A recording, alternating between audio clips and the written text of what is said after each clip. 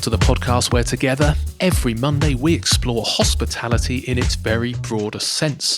From culture and cooking, cocktails and coffee, nutrition and farming, politics and animal welfare, organic and sustainability, family and business, entrepreneurship, and much, much more. Come and learn with me, Mark Cribb, about where our food and our drink comes from, and the businesses and, more importantly, the human beings that thrive on where we decide to spend our time and our money. Sign up to our weekly newsletter at humansofhospitality.co.uk and hit subscribe on your podcast player of choice. Here we are, the last podcast of 2020. Not quite the year any of us had in mind, but I've still had some fantastic conversations with some of the wonderful humans who work in or work around the broad spectrum of hospitality businesses. A big thank you to all the guests who've taken part and all of you who have listened regularly, particularly those of you that have been in touch directly or left reviews online. It's really appreciated, and it's the reason that I continue to travel around the country having these interesting conversations. Now, one of the challenges this year has been the need to have these conversations in more of a real time and turn them around much faster, largely due to the incredibly fast pace that the sector has been moving, making certain parts of conversations obsolete within days. That means that I don't have a backlog of episodes to release over the festive period in the same way that I did last year. This episode, for example, was recorded on Thursday, edited Sunday, and released Monday. And the reason I'm telling you this means that it is most likely that the next release will be on the 18th of January.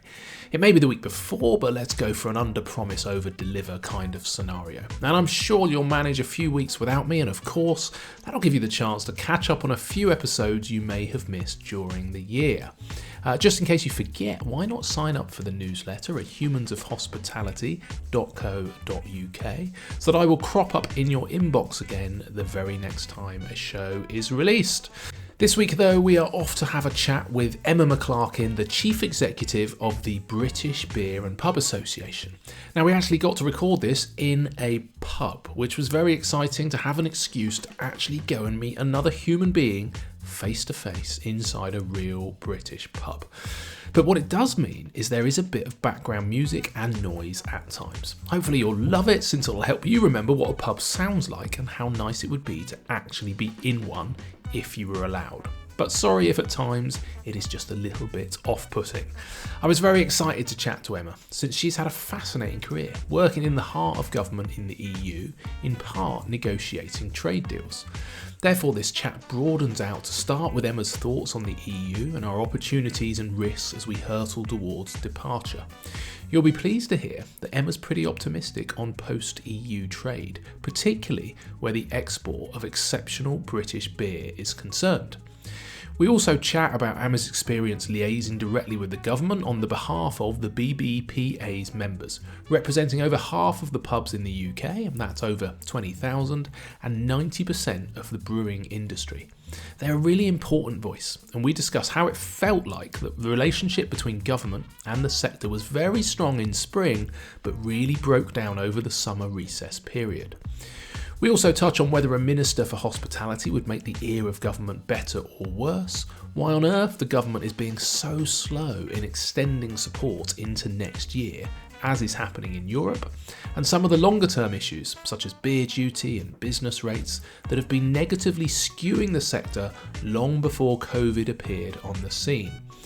I really enjoyed chatting to Emma. Emma's well informed, has a wealth of experience, and is well connected in central government. A clear asset for the BBPA and the wider hospitality world in general. I'm confident Emma and I will be chatting again in the future, and I'm confident that you will enjoy this conversation. Over to Emma. Emma McClarkin, Chief Executive of the British Beer and Pub Association. Welcome to the podcast. Thank you for joining me. And we're actually sat face-to-face in a pub, aren't we? Which is very exciting. For people listening, can you just explain, where are we in the world? We're at the Bishop's Mill. It's a Green King pub here in Salisbury. It's an absolutely stunning place. And they've really done a good job with the Christmas deck. So it's great to be here in person. Oh, it's just nice to get out, despite the fact that we had to get through the track and trace system to get into the building. Once you're in, it feels like I'm in a pub. I am unfortunately having a coffee rather than a beer, but it's pretty exciting. So, bit of research. Obviously, booked you in a little while ago and just checked you out very quickly then to make sure we could have a chat. But when I was researching yesterday, I got really excited about you've done so many things in the last sort of 10 years or so. It was really difficult to know where to start because there's so many amazing bits. I'm going to ask you first of all, so we're going to chat a little bit about all the random stuff you've done, particularly in Europe. We're going to chat about the association. We're going to chat about the future of pubs and what's happening and that kind of stuff. But we'll start with the association briefly and then move on. But you accepted the role Chief Executive September 2019. What made you take a job? I mean, it sounds a bit like a dream job probably to a lot of people, but what made you take up that role? What a challenge it has been for me since too. But I've been incredibly lucky over my career actually to work in things that I'm genuinely passionate about. And when the opportunity came up to be the chief exec for British Beer and Pubs, it was like perfect, match made in heaven. And all of my friends said, "Are you real? For real? Is that really a job?" Yeah, is it actually a job? Yeah. I was like, yes, it is. And is that a real email address, beerandpub.com? I was like, yep, that's mine. So I actually started in November though, and then had no clue that 3 months later we'd be facing the biggest crisis that's ever hit the industry. So I really had to hit the ground running. And I've got a phenomenal team at the BBPA that have run alongside me on what has been an extraordinary year. Yeah, it has, hasn't it? Yeah. Would you have taken the job knowing what was going to happen in COVID world, do you think? Or? I genuinely wanted a challenge. Having so it's your fault. Yeah. Having been, a politician for 10 years, I wanted to come out and challenge myself to see if I could use my knowledge and experience in a different arena.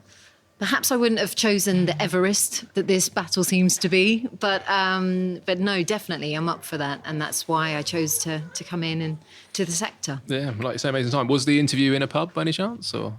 One of them was. Was it? Excellent. I can see the appeal. It sounds like a great thing. Okay, so but before this, you were a member of the European Parliament for 10 years. That sounds pretty cool, particularly with the sort of backdrop, I suppose, of what's going on at the moment with us coming out. So I just want to explore that a little bit before we come back to pubs. What was your role? Well, yeah, absolutely. It was, an honour and a privilege to serve and represent my country in the European Parliament for those 10 years where I represented the East Midlands, and I know that part of the country very well.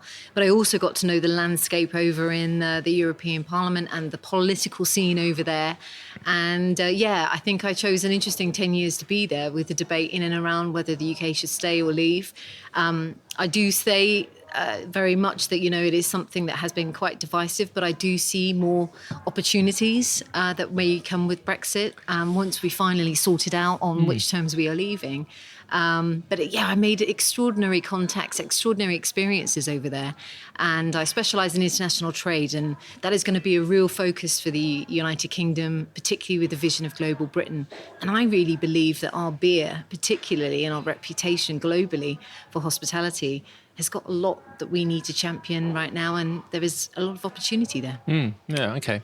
So one of the reasons why I was getting excited to chat to you, because to chat to somebody who's sort of seen the inner workings, particularly for a long time, 10 years is a good length of time, isn't it? Did you go there with a particular sort of opinion, I suppose, as to whether you were pro-Europe or not anti-Europe, but, sort of sceptical maybe of the administration? Or did you learn some stuff that you were there, when you see it from the inside, did you go, my God, this is amazing and absolutely, we should be in bed with this for the next 200 years? Or did you look at it and go, there's probably some inefficiencies here, maybe we can operate better out? I think the EU has always been viewed from a distance, and as it has, it's very far off and distant to a lot of people. And I'd been working inside the party for a long time with European politicians, and I got invited to be over there working as a political advisor. And it was when I moved to Brussels and I saw the machine at work and the pace at which it was growing that I really became quite anxious. So there were meetings that I could be privy to, and then there were meetings that I was kicked out of. And so the politicians stayed in, and I was like, I want to know what the inner workings of this really are. What happens in those secret negotiations? So I put myself forward to sort of say, I'm going to stand up for my country. I want to be in that room. I want to be fighting for my country in these negotiations. And then you kind of find out it's not as sophisticated as you had hoped it would be when you're inside the room. I had some mind-blowing conversations about whether a Twix is one portion or two, whether chicken can be classified as a meat. and what the font size on a packet of chewing gum should be. And people go, that can't be real. And I'm like, it absolutely was. And all to do with food labelling. So it is extraordinary, the sort of minutiae that they get down to. And you can see from that, and my experience has been that they absolutely get bogged down. That's interesting, isn't it? Because that's kind of some of the negative press headlines. And I guess, you know, in the world of hospitality, generally most people you speak to seem to be terrified about, you know, the sort of future of employment and the ease of moving food and stuff like that. So I suppose certainly, and this is probably a little bit, you know, like the debate, and I don't want to, you know, get into it too much. Fundamentally, it's a divisive subject, isn't it? And pretty much half the people agree and half the people disagree. So it's a tricky one. But I just, you know, I love to speak to people who've actually experienced it, you know, who've actually been there in the thick of it. Why, you know, as an example, with that level of detail, why do they get bogged down in that level of detail rather than, because we all get the big picture, free trade, crime, you know, let's not have any more wars, that all seems like good stuff. How did we ruin it to the point where somebody's got a debate the size of a Twix? How does that occur? I mean, listen, on the broad brush of the original aims and objectives, I think most people would say, yeah, that sounds like a pretty good deal, pretty good club, I'm in. And then it grew arms, legs, feet, branches, roots, the actual physical buildings to house more and more civil servants just grew and expanded, and they all need something to do. And I think that level of minutiae came with sort of, you know, forgetting what the bigger picture was supposed to be, that we were supposed to be helping each other, building a strong economy, making business easier to do, increasing trade, increasing jobs. But they all needed something to do. So I am convinced that, you know, they let the machine grow out of control. And they'll have to find ways to rein that back in, because in times of crisis, you cannot be going down to the, you know, the wing mirror on a tractor. And you know, that kind of level of minutiae, because people need jobs, they need help, and we need to go back to the broader principles. And that's what we need to remember as when we come out of the European Union as well, is that we have to remember that bigger picture and those aims and objectives. You know, we were terrible though in the UK for gold plating, and I have to say that's something we're experiencing through this crisis as well. So constantly challenging the need to go above and beyond all the time. I've had a lot of experience of that, so hopefully that's stood me in good stead for the own fights that we have at home with our own civil servants as well. Okay. And why do we do that? Why is that particularly a British? Oh, we are so British about it because we follow everything to the letter. Of course, in Europe, I find that many of the other countries, they vote for it, absolutely everything. Yep, knowing full well there would be zero implementation of most of the rules. And yet we are, you know, we like to pride ourselves on, you know, sticking by them and getting everything absolutely right, and, you know, crossing the T's and dotting the I's. And that's what we do. And unfortunately, that doesn't really fit in with a machine that then goes down to that level of detail. That's interesting, because that's been my sort of, I wondered if it was a misconception, but certainly perception has been that, yes, we, you know, and I can't remember the examples, it's a few years since I looked into it, but I remember something that had been agreed to, and there were some examples given of the number of people in France that were there to enforce some of the regulations that had been done, and the number of people in Britain that were there to enforce it. And I really actually, I really respected the French, because I love that idea. You just keep saying yes, you know, let's get on with it. Let's just move on and get some stuff done. Yeah. It doesn't matter whether you agree or disagree, because then if you don't pay anyone to basically go and enforce it, job solved, isn't it? It's kind of like, we got through all the shit, we're done, we can move on. Yeah. No, we didn't actually go back and check. No, obviously, you know, that would be a stupid idea. And I kind of quite like that, really. It's a bit like a lot of the COVID rules, and you and I were chatting before we started recording about the EHO, and it's kind of like, yes, you can have broad brush rules that intelligent human beings should be able to interpret and use, but then you get a rule maker in your local EHO department who just says, you know, here are the facts, you know, A, B, C written down, and there's no interpretation. So yeah. But the thing is, it's supposed to be a level playing field. So when you all vote for something and it's supposed to be, yep, that's level, but you know that it's not in reality, that's where there becomes that tension then. Yeah. You know, we're playing by the rules and you're not playing by the rules. Yeah. You know, you've just signed the paper, but you're not actually doing anything with it. And that leads to that tension. So, you know, and that's all we keep saying, is that we need level playing field. And well, that's the thing. So with what's going on at the moment, level playing field's constantly in the press every day. And sorry to take you back, it's like a bit of history for you, isn't it? You'll be getting wound up going, oh my God, I got out of that life. But what's your take? You got involved with a lot of trade negotiations over the years, you know, sort of internationally. What's your take on how negotiations are going at the moment? Is this are they fundamentally using the sort of the press, I suppose, to bash each other over the head with? Are there genuine problems? What's your thoughts on how it's going? Yeah, I mean, when I was the international trade spokesman in Brussels, and that's where the power was to make all the trade deals. So we were the real scrutiny over what was happening, and we knew that we were going to have a tough job. Negotiating with the EU is not easy at all. They always want to stretch it out and make it go down to the wire. So I thoroughly anticipated, with a very long timetable, that we would end up going right down, as we are, to the wire on this. And but even globally, when we're negotiating, other people, they've been negotiating trade deals for years. So I knew that the UK had to really step up in terms of getting its team and experience together, because people like the Australians, they're phenomenal negotiators. They've had to do it. But what I do know about negotiations is it doesn't matter how brilliant your negotiation teams are, they have to have the political will to get a deal. And we're seeing right now that the UK trade team actually is delivering lots of deals are leaving the European Union, with Singapore, with Vietnam. They're all rolling in, Japan, because the political will is there to get a deal done. And so it tells me a lot that it's still going down to the wire about the real political will to get that deal done between the UK and the EU. But I hope that they find it, because, my gosh, do we need a deal to help us right now through this moment in time on both sides. This is time for political posturing to stop. This is what used to drive me nuts about being a politician, was having to deal with other politicians that just want to posture all the time. This is real people's jobs.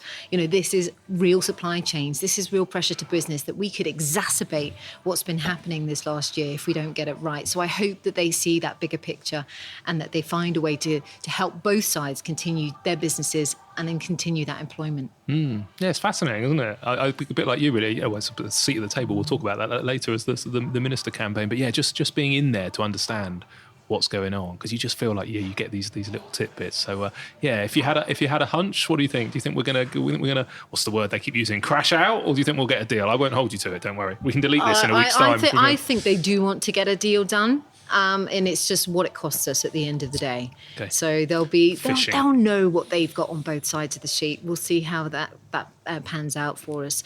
But we just need to know, because 31st of December is fast arriving, and 2021 and all the challenges that we're going to have next year are already there, and we can either make it more complicated or we can crack on. Well, I look forward to watching the movie about it. That I'm sure it feels very suspenseful.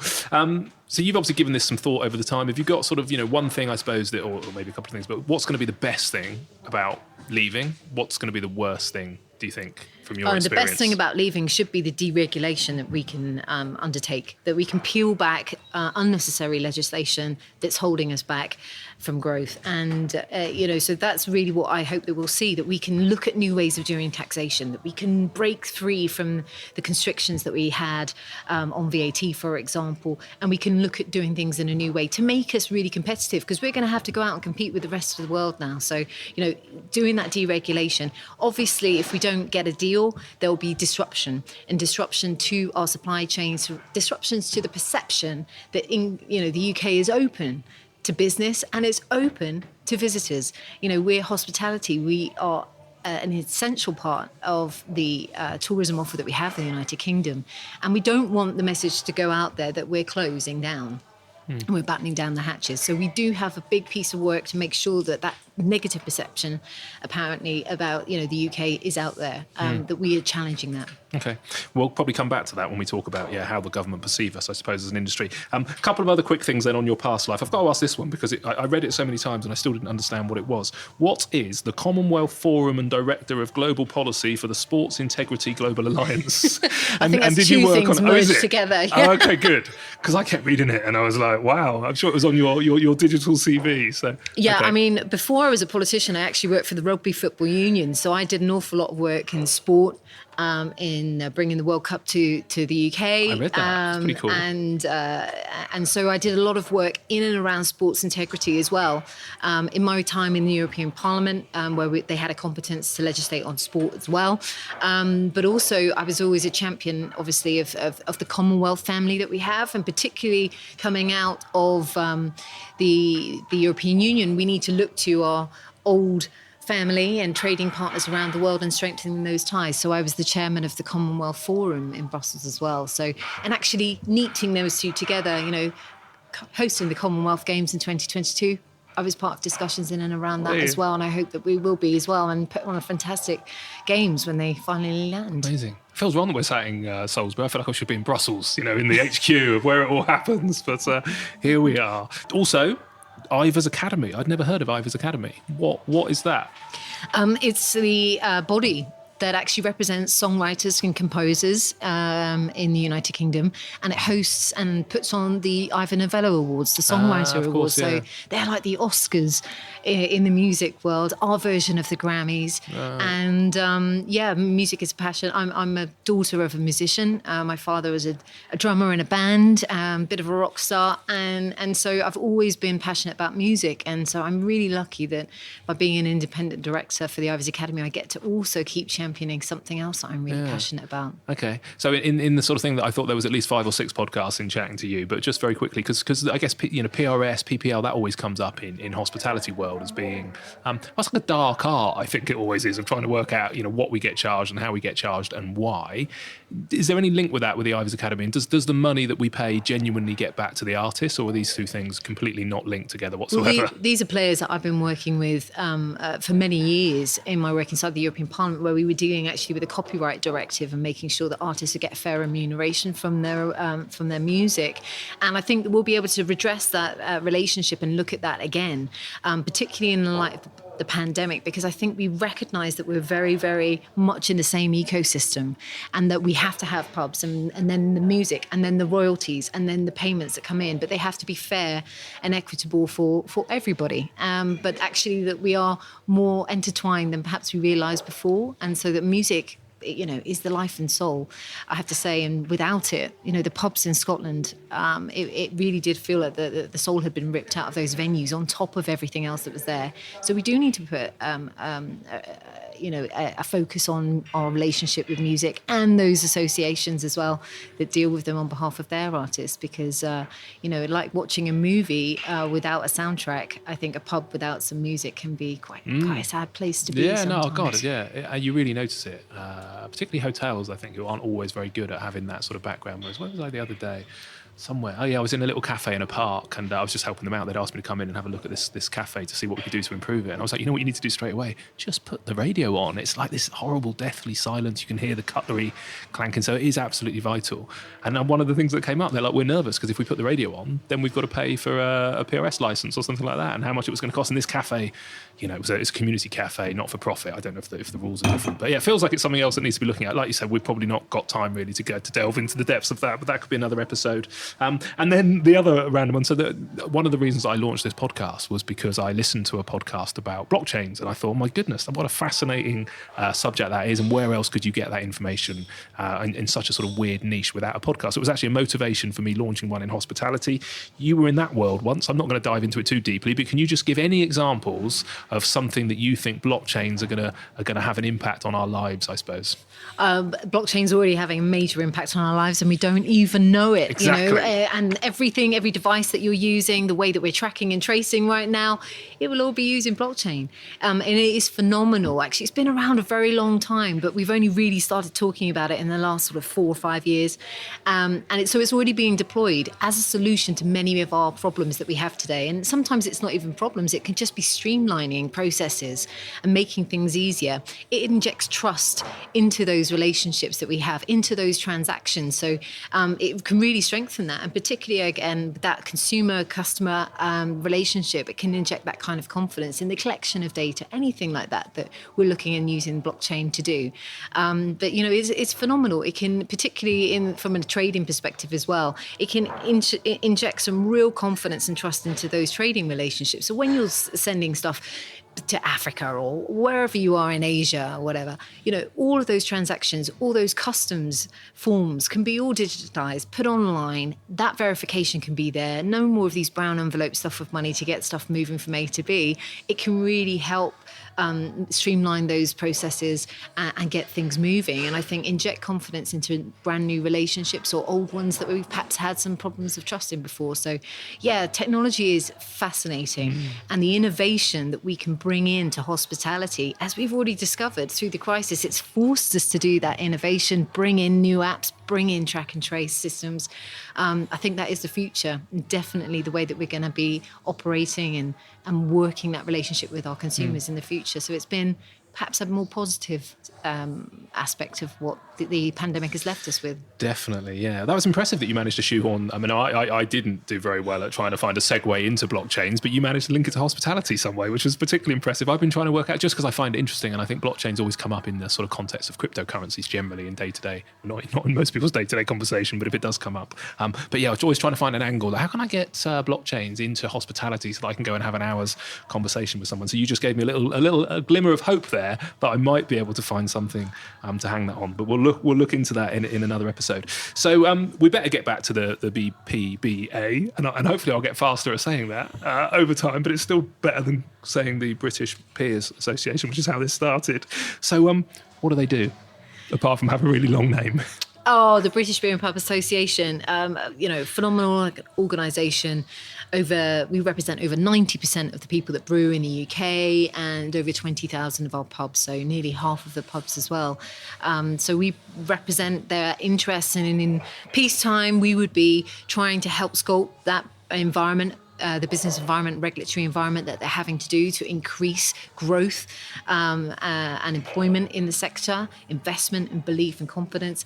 In the pandemic, I have to say we're dealing with a lot of firefighting, trying to secure that support. We've secured 5.1 billion to date, I think, in terms of support for the sector, and just making sure that we're working with the government as much as we possibly can to shape the guidance that's going around for safer workplaces, but also to make sure that we're finding not only a way to survive through this crisis, but how to roadmap our way out of it. Because my goodness, we need to remove these restrictions to allow us to trade our way out of this recovery. It's what we want to do, but we need a body such as the BBPA to be lobbying hard for it, and that's what we do day in, day out. Yeah, no, you're right. We do just want to trade out of it. It sounds like a big number, that 5.1 billion. What's that from a support terms? What sort of things are you talking about? From furlough, from the original grants that were rolled out, the discretionary grants that have been pledged, the additional 1K grants that were worth 40 million to the sector, additional support funds that have supported our brewers to the tune of 250 million as well. So, there are many different things that have come together to create that package, but it is significant what we've managed to achieve versus other sectors, I have to say. We have received an awful lot of support. We know that it's not enough to see us through closures and further lockdowns, which is what we keep reminding the government of. But that dialogue is there. It remains open, and that's the most important thing right now, so that we can find a way through and keep as many of our pubs and brewers going throughout this crisis. Yeah, it's interesting. I had some troll on the internet the other day asking me, how much money I'd been given by the government for some reason, and the answer was, in my head, £3,000. It's probably a little bit simplifying it, but my businesses were all over the 51k rateable value, so we didn't qualify for any grants. Obviously, we had furlough, but I sort of make the point that every single penny from furlough went to the teams, not to the business, and we actually pay some of the NI and some of the pension costs. So it doesn't really necessarily feel a value to the. It's obviously a value and it's exceptionally useful, but doesn't feel like money into the business, I suppose.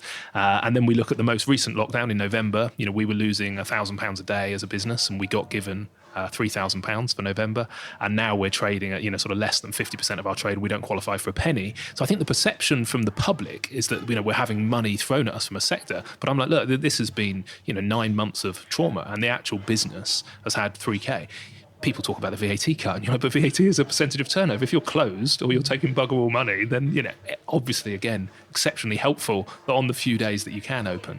But yeah, it must be a real challenge, because on one side you must have pubs telling you just how bloody hard it is, and how many are going to the wall. And the flip side is you must have the government saying to you, £5.1 billion of support, is a hell of a lot of cash. That must be a challenging tightrope to walk when you've only been in the role for a short period of time. Well, it is, and your version of events is a very common story that I hear all the time, and people forget that some people haven't received anything. And we do make that very apparent to the government. It's like, you keep claiming all the support, but remember when we told you that all these people over 51k are outside of that bracket, they are under pressure, and they are some of our larger employers, our larger fixed costs. They've got to find a way to survive through this period of time.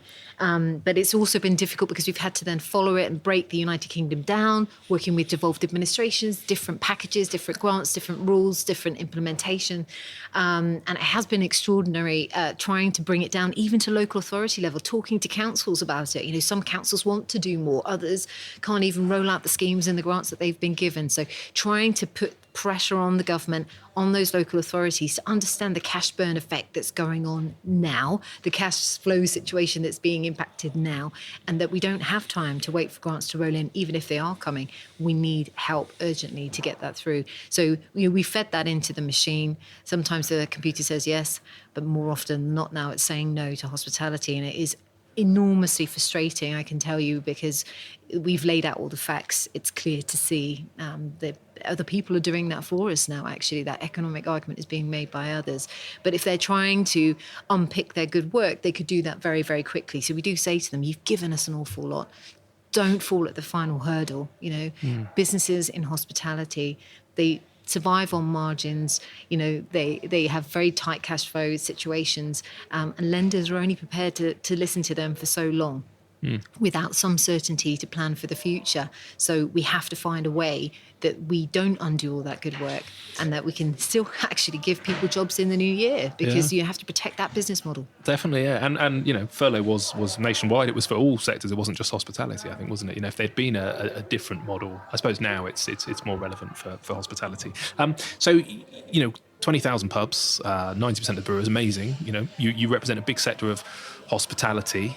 This is the Humans of Hospitality podcast, so it's the broader side of it, I suppose. How do you work with other groups? So UK hospitality, for example, comes up a lot. Do you guys, do you complement each other? Do you work together? Or? Oh, very much so, and even more so during the pandemic. And I think it has actually been one of our strengths that we have worked together, that we have all rowed in with the BII as well, with Camera and Zebra when we can, and others, to work together to say we need help, we need it now, because we are all part of the same ecosystem, and we want to save every part of that, because you can't just save one part. It's the whole ecosystem that we need to really represent. And so that's what's been, I think, very powerful about working together, coming together on issues where we can, and making sure that our voice really is heard, and that it's consistent in our messaging. And do you share a pretty similar perspective and a consistent message? Are there areas where you disagree with each other? Or? I don't think we disagree. We'll have a different view, and that's to be seen, because we're representing different parts of that ecosystem. But essentially, you have to see the bigger picture again and see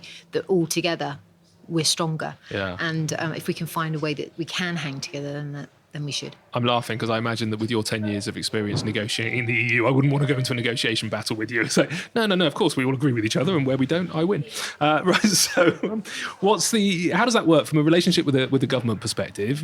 How does it work? Do you have you got Rishi's mobile number? Is it a case of phoning him up and going, look, what's the route into government, and how good are they at opening the doors and listening? I have many mobile telephone numbers. Can I have Rishi's? Unfortunately, he isn't one of them. Damn. But I think he's probably changed his number about 10 times during this campaign. But it is a significant thing, having come from the Conservative Party as a politician. I know a lot of these players, and there have been moments where that personal connection has been helpful. But I think they recognise the role that the BBPA plays, how important the British pub is, I have to say, to us as a culture, as part of our society, part of who we are and our heritage. And so, we have been absolutely called in pretty much from day one to say, come in, what do we need to do to work with you? I have to say there was a distinct shift in that level of cooperation in the summertime, because we were very much helping them shape the guidance on the safer workplace, working with them about how the packages would roll out and be implemented. That all seemed to come to an end in the summertime, where they didn't consult with us as much. And that's been deeply frustrating to be in that situation, because better decision making is always made when you consult with industry. And that's why they created the Hospitality Support Unit in the first place, because they recognised that they didn't have that knowledge and experience, and they would have to bring that in. And that's something that we're very proud of at the BBPA, that we had someone seconded to help set that up and get them on their way. But keeping that level of consultation has definitely waned. And I think that we should see an introduction of that coming in if they really want to help the sector into an economic recovery. So it's interesting to hear, because I think that's how the perception from the outside as well is. It looked like we had a really good ear with the government in the early days. It looked like we were getting some support. It looked like hospitality was important. I think we all recognise that, it's the backbone of Britain for so many things. It's where anniversaries and birthdays and weddings and business meetings and events, we feed people who are going to work in the morning, grabbing their coffee and a croissant on the way into the office. It just feels like we should be these sort of capillaries, I suppose, through the network of society. So it feels like we should be really important. Looked like we were actually getting somewhere. It was like, oh my goodness, hospitality's been recognised. It was sort of us and the NHS in some ways, not putting them on the same level, but the sector stood up and it started feeding the vulnerable. We started to make sure that our key workers were being housed, and it was good time to go, okay, that's good. It's been recognised. Maybe we'll come out of this with some better recognition. And then I wonder what happened in the summer, because it looked like it all just got switched off. And it's like, look, you had some support. Some of you got some grants. We did furlough. You had to eat out to help out, and that's it. Bang, it's all over. And then we're all sort of here going, hang on, we're still here, and it's only getting worse. And it actually became the opposite. It was kind of like, okay, so now, there's a local theatre in my town. I know there's 450 people going to the theatre on Saturday night who can all have a beer and go and enjoy a show, and that's great, but I can't meet my mum for a coffee. Not only did it feel like the relationship sort of stopped, but it felt like actually we're now getting, the blame. You can go into a really busy retail shop and stand in a queue with, sort of 200 other people in the shop and buy some stuff, but you can't go and meet, a friend for half a lager. Why did it break down? Well, not did it break down, but why did that communication stop, do you think, in the summer? I think there is a summer parliamentary recess. Politicians step away from the machine. We didn't stop lobbying at all. We were working all the way through, communicating one way, but the transmission was definitely a one-way transmission at that stage, and it made a difference. So I think the civil servants panicked at the beginning, and they needed us to help inform them how to move forward. And then they kind of caught up with it, and then they run the show during the summer recess. And so we came back and advice had been put up, perhaps from people that didn't have the experience or knowledge from the sector. And that was enormously frustrating. But that's my own take on taking your eye off the ball from a political sense, I would say. So yeah, it is really frustrating situation, but one that we keep banging on about. We keep going at the machine, we keep writing, we keep talking, we keep pressuring, and we use the media, and we've got an enormous traction with them in and around our story, and people really wanting to get behind our great British brewers and our great British pub. So they can, we have a love-hate relationship with the media sometimes, but actually when the politicians stop talking, then they really rattle that machine. Okay, interesting. As much as anything, I suppose it's, when you were directly involved, we did it for, even if it was only maybe 24 hours or 48 hours notice, we felt that you guys as a sector were at least trying to communicate with us mildly in advance. Certainly recently it's been like, everything gets announced by the press first, isn't it? 2 days before the government even announce it.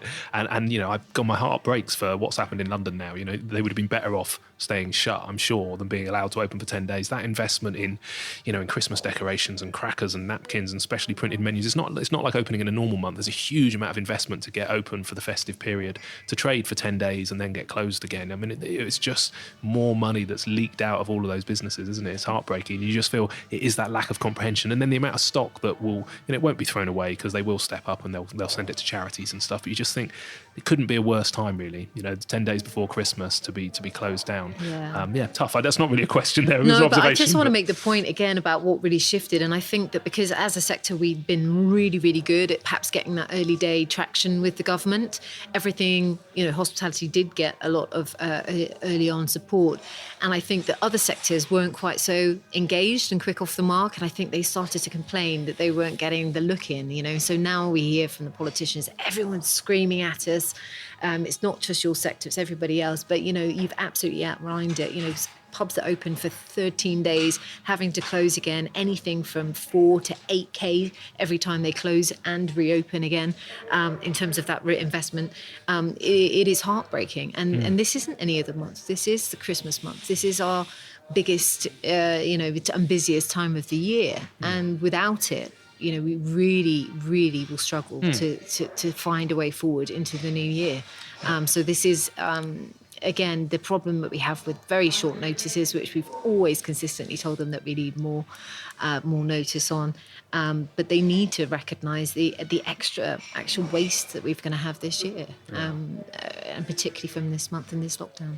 What they have done, ironically now, is probably galvanised the sector more than I've ever seen it before. We mentioned again before we started chatting, I was on a call with Robin Hudson and Tom Kerridge and Angela Hartnett last week all about the campaign for a Minister for Hospitality.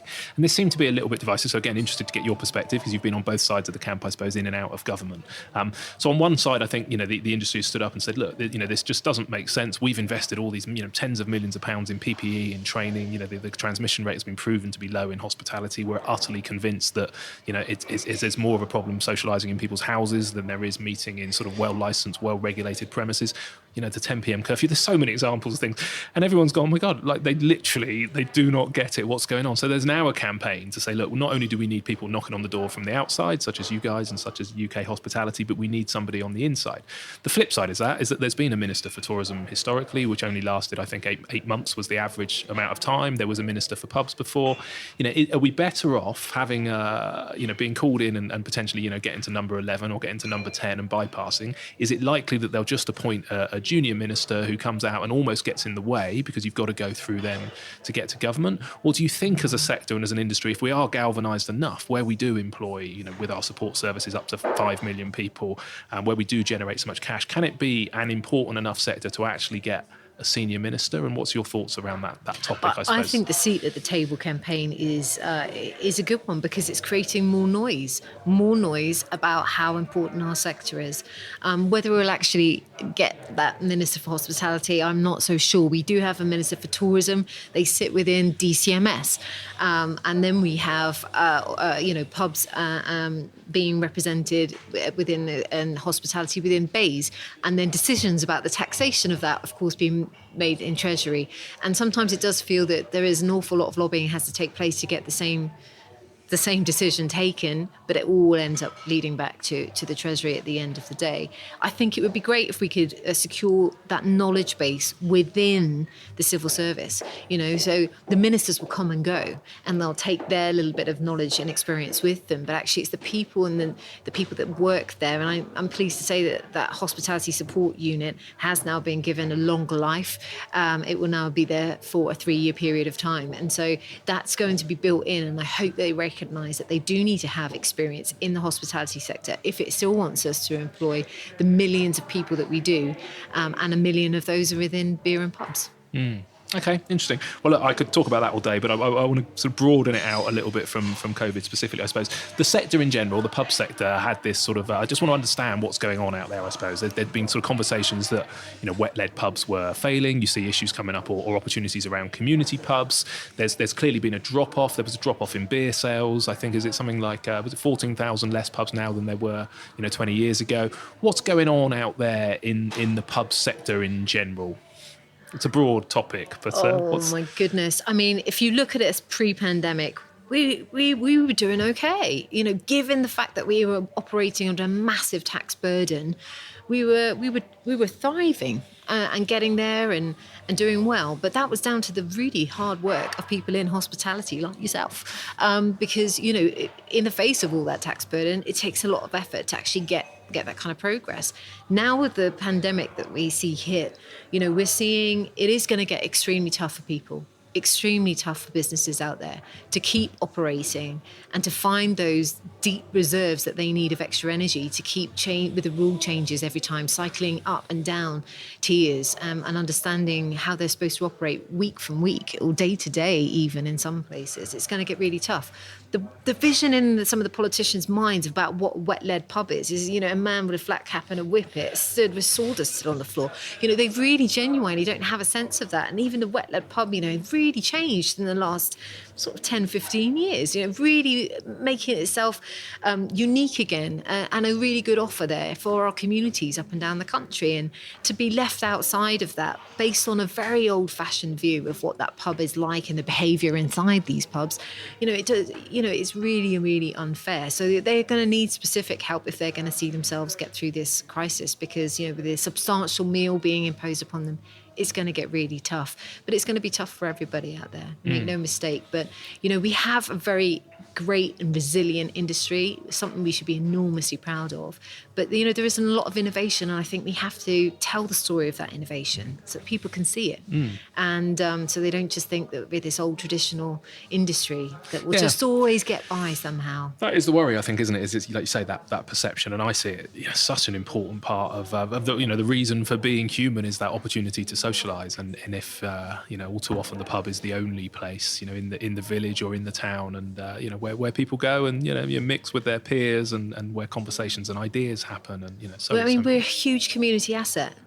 Above and beyond the economic contributions we make, the one that we do in social value to our society is phenomenal. Yes. And it is something that we need to tell the story of more and more. Yeah. It's the last community asset in many towns and villages. And our high street was struggling before we went into this, and now we've created literally ghost towns.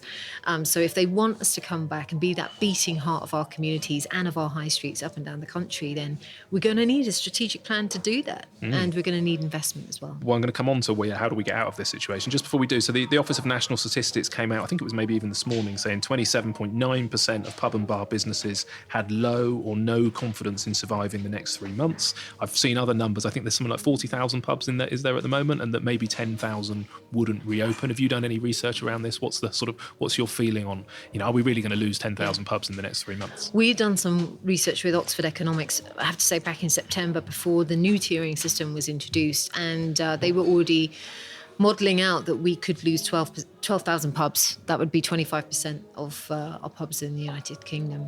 And that would equal about 290,000 jobs. I have to say, and this is what I say to the politicians based on that research, is that actually what we're seeing now is an acceleration of that with the tier restrictions that we have in place. Because people, even if they are able to open, as you say, you can't meet your mum for a coffee. It is frustrating, the limitations on them to do what they do. And the business model as a pub, is under threat, and it's going to get harder and harder if we don't find a way to do that. Any indication as to whether is that slanted towards the big pub sort of companies, or is it the smaller independent sort of family pubs? Because you represent, sort of both ends of that market. I suppose who's hurting the most? Oh my goodness. I mean, that is a really, really tough question. But, some people were in a stronger financial situation going into this crisis. They are the more resilient to come out of it, I have to say. But you'd be really surprised, actually. The perception, I think, is that if you're part of a big company in a big chain, you'll be safe. Actually, it is really, really tough for everybody, because they have so many more pubs to try to save, resource, fund. And of course, the conversations with banks and lenders and investors, they're getting tougher and tougher because there's so much uncertainty in the future. So you could see players going down, small community-led pubs, bigger players. Some of them are going to struggle to get through this. And this is why we keep saying to the government, we need hope on the horizon. We need an extension of business rates relief. VAT, we want that also extended, the VAT discount, to cover alcoholic beverages as well. Thank you very much. And that would also help our brewers. And that's something we can do post-Brexit, by the way. But and that's what we need. But we need them to make those commitments now, to inject that confidence now, so that we can actually use that when we're projecting what our forecasts and business plans are going to be for 2021, and other people will buy into that. Yeah, that seems to be a bit of a no-brainer and really obvious, particularly now that we've, when the VAT cut was put in place, I'd make this point to a lot of people who say, oh, you've had a VAT cut. It's like, if you're closed or you're hardly trading, it's a percentage of turnover at the end of the day. It's not useful if you're shut. It doesn't make any difference what the VAT rate is. I'm not paying anything. A little bit the same with business rates in some way. Like, it's a closed business. How on earth can you charge it? Feels like a no-brainer to say now that we've lost Christmas trade, in essence. We've lost Christmas parties, whatever tier you're in. You can't have a proper Christmas party. We know we're coming into what's often the worst time of the year anyway, with January and February. We're all holding out for spring and really, hoping for the best. But key decisions are being made now. We're limping through. It feels like if the government did say that, if they did say, right, we'll give you a full trading year, basically, we'll give you a financial year from April with, no business rates, continue with the reduced VAT, that it would then give the confidence and go, okay, it's going to be a bit of shit show for the next 12 weeks, basically.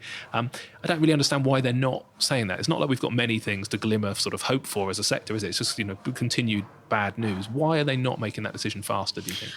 It is frustrating because it seems so obvious to do that. And that's what other countries have done as well. Like in France, for example, they've guaranteed, that support will be there throughout the whole of 2021. And that gives a resilience to the sector to keep going and to find a way through this crisis. And whatever lockdowns are coming down the road, they can already know that with that security in place, that they can keep open and trading at some point in the future.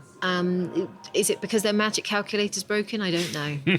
Maybe they'll get one in a cracker this year and it will come out with the right numbers for us. But they don't, because it feels like a very simple, question. Because I said again earlier, we're losing £1,000 a day at the moment as a business. You think, okay, how long can you hold it? I borrowed £300,000 C-bills. It's not the ideal way to get out of the scenario, but everybody's burning cash, and you just want to have that confidence to go, look, it's worth borrowing the money, it's worth hanging on because we can trade out of this. Feels like a very simple question to ask the government. I take it you just don't get an answer. Oh, we do. We ask continually. Well, they say maybe yes or no. And they always say that they are a very, very generous scheme, one of the most generous in the world, and that we've received an awful lot. But they don't recognise just how much is being burnt in the background, and just how, even with all the support they've given us, just how precarious the situation that we are in. And, I think many of them need to actually go out and visit their local pub, or many of them, because they need to have a better understanding of what it takes and the people in that pub and what it means to those communities, because it is an investment in us. It's an investment in our hospitality sector. It's an investment in those jobs. It's an investment in those businesses as engines for growth and for levelling up. We're everywhere in the United Kingdom, but also an investment in those communities. We're a 23 billion economy to the government. The contributions that we make, if they don't give us investment incentives now, then we could be gone, and then there will be an awful lot poorer themselves. Yeah, exactly. I don't see it. I mean, I know how much we bring in through taxation and all that kind of stuff. But it is, it's the fact that you and I are now having a business meeting sat in a pub. I've seen the meetings that go on outside. I remember a couple of guys having a meeting, and it was a kind of multi-million-pound deal that they were doing, in the sunshine, sat on my terrace. They asked me to join them, and it was a big company. It was WH Smith's and a dine card thing that was being set up, and these were a couple of directors of that. And you sit there and you witness these conversations. Across the country, people are using them as sort of meetings places. It makes sense that that's where deals are done, isn't it? Sort of chewing the fat over a meal or over a cup of coffee. Much more important than the actual taxes we pay is the facilitation of an industry. So I find it mind-blowing that they just don't seem to get it. Listen, you can't just put us in the deep freeze. The engine is gonna seize up if we don't keep it ticking over. And if they want to just believe that we can just fire it back on again, they really do need to wake up and smell the coffee. They do. Okay. So much as I wasn't going to spend as much time, now that we're down this rabbit hole, you mentioned a little bit just now about European support as a contrast. And I was reading something last week, and again, it doesn't seem to get maybe the press dominance that it should, but I thought it was either Germany or France coming out saying they would cover 90% of business costs for the next 4 months because they were going into another lockdown. And it looked like they'd all stepped up, France and Germany in particular, I suppose, but they were stepping up and sort of increasing the support that was available off the back of another lockdown. We seem to have gone in and gone, right, you can get £1,000 a month if you're a wet-led pub, which is like that's one day of my losses. Nothing if you're in any other part of the sector, but you've still got furlough for the teams. Any rumours that they are going to do more? And do you know any of the details of what's happening in Europe? Do you sort of collate that information so you can present it to the government? Does that not have an impact? If we say, look, Belgium, France, Germany, Finland, Norway, whatever, here's a list of what everybody else is doing. They say they want to be world beating, but don't. Absolutely, and we do, and we send it in, which is rather worrying because they should be monitoring that themselves. And we have asked them in many circumstances to look at the examples of the level of support that's been given, that surety throughout the rest of 2021. And also the impact and actually equating the support that they're given to what the turnover is that's lost, and looking at the impact that that's had on them and giving them some equivalence to it. And the schemes all do run in different ways, I have to say, but some are more generous than others. But the reality is that they've given them that confidence throughout next year, throughout the period of crisis. We feel that we're moving week to week now. We've got 2 weeks for every review of the tier system, but are you only going to have confidence really for the first week? Because then if it shifts every 2 weeks, I mean, you can't plan businesses on that basis. So it's getting them to understand we need a longer term view to help us through this crisis. We cannot keep firefighting every day. At some point, we're going to have to look at how we can survive for longer. Yeah. Okay. So before pandemic, there was a few issues you were looking at anyway, recognising all the good stuff that we do. You clearly know that. And one of the examples, for example, was beer duty, I think, wasn't it? We're second only to Finland in the whole of Europe. Is that right? In the fact that we pay the most duty on beer. We do. Yeah. It that is doesn't phenomenal. help. Why do we do that? Oh. We love beer. I loved actually on your website. People should go and have a look. There's a great sort of what's the word? Sort of chronological what happened with beer in the UK, and I can't remember when it was, but it was something to do with Hampton Court, I think, in London. And at one point, they were consuming something insane, number of pints of beer. It was like 18,000 a day or something. They had 2 breweries on site, and I think you had an allocation. If you were a lord, you got something like 2 gallons. But even if you were a sort of a peasant, you got 4 pints a day. And it was just really, really fascinating history. So how do we go from that? How do we go fundamentally from beer is safer than water to the fact that we're the most taxed country in Europe? Beer is good for you. Lots of vitamins, nutrients inside it. That's the kind of the history that we've had, and why our brewers' families are so family trees are so prolific, because they were healthier because they were drinking beer instead of unsafe water. The perception is in and around alcohol that alcohol is a bad thing, and therefore it's easier to keep taxing and taxing and taxing again. But it doesn't really twine with how important our beer reputation is globally. And if you look at countries like Germany, for example, we pay 11 times more tax than they do in Germany. But they support them with phenomenally low duty rates and support the sector to do that. And then what do? They have a huge springboard they've created then domestically for them to then export globally, where we know that German beer has a huge export and reputation worldwide. And we could do the same for the United Kingdom. And I know that we have that reputation, but I don't think we use it. And they need to look at giving us that springboard, particularly now with Global Britain and the new vision that we've got, to say, we're supporting our domestic producers at home as they do in those other countries. And we're going to help them at this moment in time. And hopefully that'll be a springboard for us to do that and look at other opportunities when we've got that support back at home. But, the duty discussion, it comes around every budget. And it's one that we're always championing because it makes such a difference. If you look at the taxation our brewers are paying, 50% of what they make, they're paying out in taxation. And they're paying phenomenal rates more than Amazon and your other online retailers in terms of tax. So if the government really wants to start looking at new and innovative ways to raise tax, it might have to look at how it's going to do that on the digital format. And is the argument always health? Because again, it feels like that misconception to say that a tiny minority of people might be using it as an abusive sort of subject or consumption, which would be the same for painkillers or other things. There's always going to be a percentage of people that abuse stuff, but the vast majority of people, drinking seems to be going down from a quantity perspective. We still want to drink, but we want to drink less, but we want to drink better. We're more interested in where that beer comes from and how it's made and all that kind of stuff. And that feels like a good thing. It's kind of like, be interested.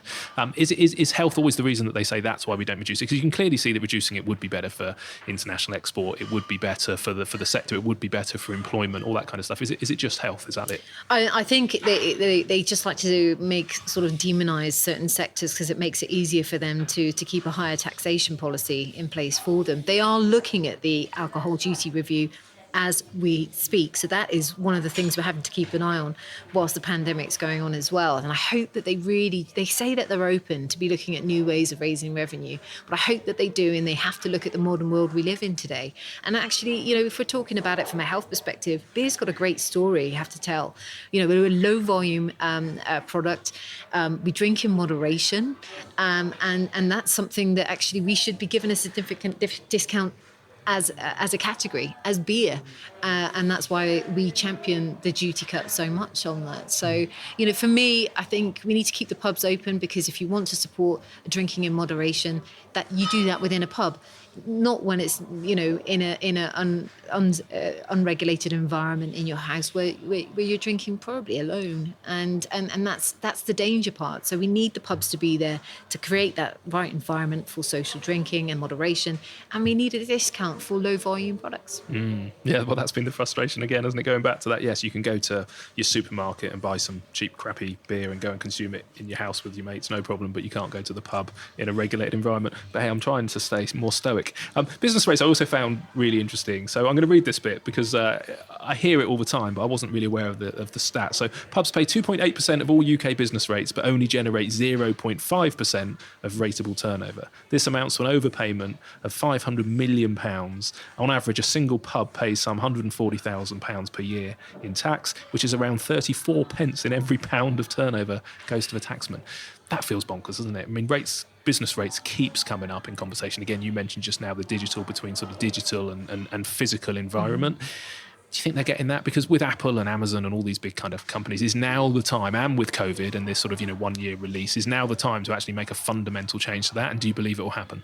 Oh, they are also undertaking a review of business rates right now as well on reform, but they need to accelerate it. They need to recognise that we can't be paying at 2015 rates now, that we are disproportionately paying higher rates as a sector, and it cannot be continued. We cannot operate on that basis, and they need to fast forward this review to make sure that we are paying proportionate rates. But we have to revisit the world of where we are. I know that it's easier for them to see our businesses, the bricks and mortar, there they are, let's tax what we can see, and the scale of a business, the size of a business, but we're under big threat here. If you look at our high streets again, they're also under threat because of that digital offer, not paying anywhere near the tax levels that they need to also account for the amount of business that they're stealing from us. And if we want to see thriving high streets, we're going to need to look at business rates review. We're going to have to find other ways to raise revenue, and the government have got that task, and it's obvious where they could be looking to tap things up. Perhaps with Biden around now, with Trump was hanging that over them if they introduced digital taxes, that he wouldn't do a deal. Perhaps that will change with Biden and they'll review their policy on that. But we're in a different situation now. We have to find ways to keep supporting our businesses at home. Yeah. And first and foremost, that's what we need to do. Back to that level playing field thing kind of thing, isn't it? So we're not, we probably all use Amazon. I'm sat here with an iPhone and an iPad in my bag. We're not necessarily anti these, but you just go, look, don't overtax being able to meet your mum for a coffee, or your mate for a beer, so that those big companies can, plough more money back into Silicon Valley. It's just level it out a little bit, and we just need to do this better. So I am a deluded optimist. For some reason, I think we will, but then I read back through the stats and go, my God, this has been going on for donkey's years, isn't it? It's not like, we've not been doing it. It's beyond comprehension. It all comes back to me for the fact that, which I find surprising, is it's just that they don't get it. They don't get the importance of the sector. It was undervalued, under-respected for many years. It was seen as just somebody going to the pub and having a few pints, but career opportunities, apprenticeships, young people employment, this thing about being a catalyst for business, it is so important. I really hope that we start to get some changes. Talking around the future a little bit more, when we're coming to a close, we're running out of time, but interested in sort of technology. You mentioned this with regards to blockchains, but where things are changing, I often feel as a restaurateur that my biggest competition is actually Netflix, which feels really weird, but it's kind of like, that's what people are doing. I'm hoping, having been locked up for nigh on a year, that people are going to be really bored of it and they're going to come out. But even before the pandemic, we felt like things like Deliveroo and Uber Eats and people have been able to get food at home, and the fact that, it's not just 4 channels anymore and people aren't bored because they can stick on Netflix. Do you think the pub sector is getting on board with that? Is Deliveroo and Uber and those kind of solutions, are they a positive or are they a negative for the pub sector, do you think? It's a tricky one, that one, isn't it? I think First and foremost, I have to say we have to win back public confidence. People have got very comfortable on their sofa in their houses and ordering in stuff and making that experience at home and having a nice night in. Saturday night has become every night in the house, isn't it, really? And that's something that we have to challenge ourselves, or what offer can we put out there to give them confidence to come back out, but also be enticing to them to come back in. And Deliveroo and Uber Eats have kept some of our businesses ticking over. Let's make no mistake. If you're in tier 3, your only option is takeaway, and in lockdown it was only takeaway. And for some people, it was a little bit of income that just kept them going in between. So those new partnerships that they made, yeah, they could continue. And I think that is part of adapting. It's part of our resilience, is looking at new business models that work for us. But it didn't work for everybody. I know lots of people tried takeaways and it didn't do the job for them. So they might see then Deliveroo and Uber Eats as a competitor, because they are basically taking their experience and their quality food and putting it into a different environment. So we have to find ways that we want to communicate with people, and technology and being online and giving people a taste of that experience, what they'll find when they step through the door here, with menus that you've got online, the ability to book your tables online. I think there are things from the pandemic that people will like. I think table service has been a bit of a pain operationally perhaps, but I think customers have quite enjoyed that experience. So there'll be certain things that they want to know will continue, and making sure that we have a digital footprint and one that people understand is really important. And even things about how you enter a business and how it can be adaptable for lots of different people in society, and making sure that we are more inclusive, that disabled people can have a look at the venue, how many steps are there to get into the door, all that kind of information. You can put that online, you can put the menus on for them, audio menus and things like that, and make it more inclusive. Sell the pub back to people again before they've even left the door, but make sure that when they come in, they have an experience they want to come back for again and again. Yes, perfect. Okay. Finally, I've got to ask, because I suppose it's this sense of community, and for me, what hospitality is about. Community pubs, right? There seems to be a growing number of them. I just wonder if is it an effective solution? Because pubs look like a really challenging environment. They're quite low margin. They're tough to run businesses. I'm guessing that generally these opportunities come up when a pub has failed, and then the community comes along and says, great, okay, I think we can run this better. And I sort of look at it and go, you probably can't. It's probably going to be as tough as hell, and you're committing yourself. It's like that lifestyle business. Oh, that'll be lovely. I'm going to run a pub. Do you get, sort of any indication, I suppose, is this a growing area of the market?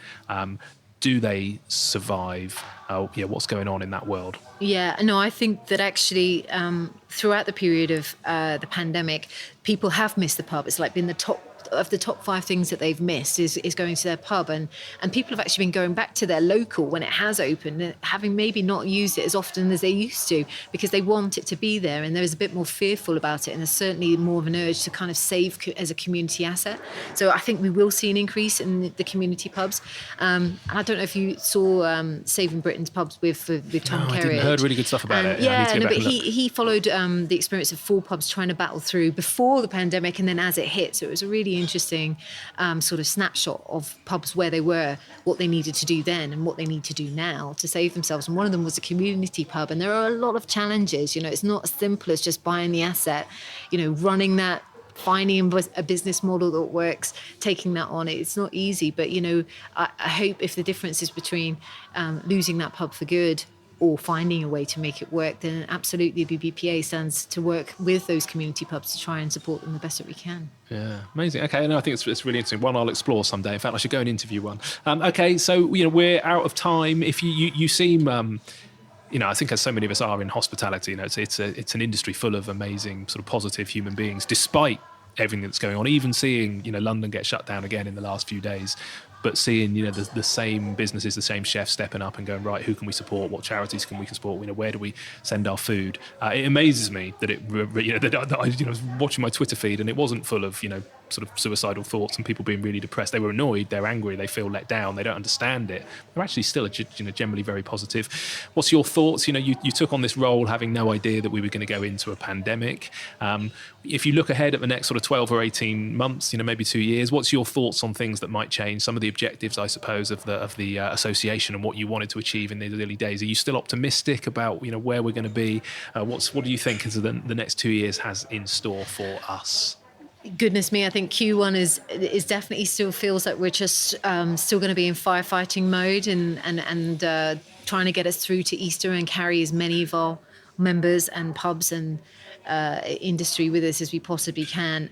But beyond that, there is always the things that I wanted to achieve when I first came through the door, refreshing the BBPA, making sure that we reflect the modern and innovative side of the industry today. And we are changing and adapting, and we need to tell that story about how we're changing and adapting, not only to attract new customers, but also for the politicians to understand that we are investing, that we're looking at sustainability, that we're on the agenda of levelling up, that we understand that we can create jobs. Their priorities are our priorities, and we just need to tell that story a lot better. And it's really easy for me to do because I'm a beer lover, I'm a passionate pub goer. Pubs are life, they're celebrations of the good, the bad, life, death, all of the best things that have happened, probably experiences in and around a pub. Some of the best food I've eaten is in a pub, drinking some fantastic beers and visiting breweries up and down the country. That's what I do in my spare time, and I get to now champion it in my professional life, and with a fantastic team of people that do that alongside me. And we just have to keep pushing forward to make sure that we can survive and get back to celebrating the industry that we all love. Perfect. Okay, good. You're right, actually, about sustainability and environmentally. I had a few questions dotted around that, but we're out of time. But I was really impressed to see that it was on your website. I watched a great video, something about grub. I'm sure it was the fact that you guys are, looking after food. So yeah, really good to know that was a high agenda. So we'll do another one day that's not about the pandemic, that's about all the cool Sounds good. Environmental stuff. If people want to find out more, if they want to follow you personally, or they want to follow, your campaigns or the association, where's the best place for people to visit? Well, there's always the BBPA website, so check us out. What is it? Beerandpub.com, isn't it? Beerandpub.com. That's so much easier. Yeah. Can't we just call you the Beer and Pub Group? Beerandpub.com. And follow me on Twitter. And what's your handle, as the kids say? There's only one Emma McClarkin. Of course there is. I mean, without there a is. doubt, without Genuinely. a doubt. There really only is. I will find it, and I'll put it on the show notes on the website. So absolutely. I'll put all the links. If you haven't made contact with me or with the BBPA and you want to know more, please get in touch. Amazing. Okay, well, look, thank you so much. Really enjoyed it. Great to chat. Thanks for spending the time. Appreciated. Okay, as promised, various websites, links and contacts are on the website or will be coming out in the email on Monday morning if you are signed up to the weekly newsletter. So that's humansofhospitality.co.uk, and click on the episodes to find this show and the show notes. That is it for me for this year. If you really want to buy me a Christmas present, and I'm sure you do, please simply subscribe, rate and review this podcast and come back next year to continue our learnings and our adventures. If you fancy letting me know the kind of people and topics you enjoy, then there is a contact form on the website too, so just pop your thoughts in there and they come straight through to me. That's also the spot where you can sign up to support the podcast via either Patreon or PayPal financially, and those donations are really, really helpful. I hope you all have a good Christmas. Obviously, whether you work in the sector or not, it's not going to be the normal celebrations, but hang on in there, and here's to some very positive conversations and learnings in 2021. I'll be back in your ears around the 18th of January. Bye for now. Emma McClarkin, Chief Executive of the British Peer. There is a Peers because I come from Bournemouth.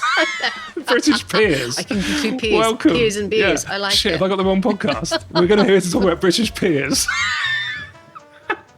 This is welcome to my world. Oh, God. Right, I might try that again. Put my teeth in.